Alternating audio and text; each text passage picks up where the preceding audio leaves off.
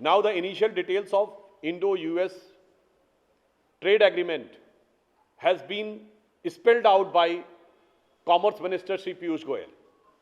Now it left no room for any suspicion or confusion, which has been consistently propagated by the opposition parties.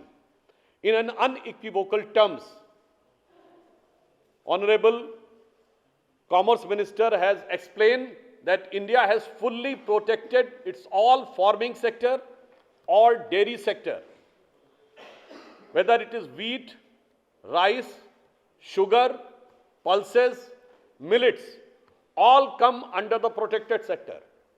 All dairy products comes under the protected sector.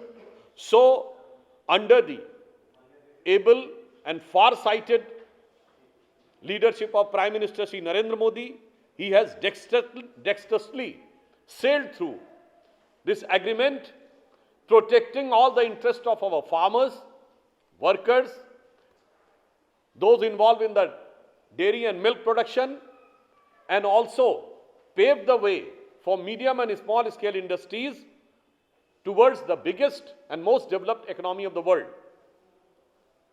In the last several months, we have seen that first India entered into an agreement with Australia, then United Arab Emirates, then Britain, then the Nordic countries, the northern European countries from Norway to Switzerland, then European Union, and after that US. So all six can be considered that it can be termed as a sixer in the international economic diplomacy. So Bharatiya Janata Party expressed its gratitude to Prime Minister Shri Narendra Modi for successfully sailing through India into this turbulent economic situation of the world with protecting all the interests of our core sectors.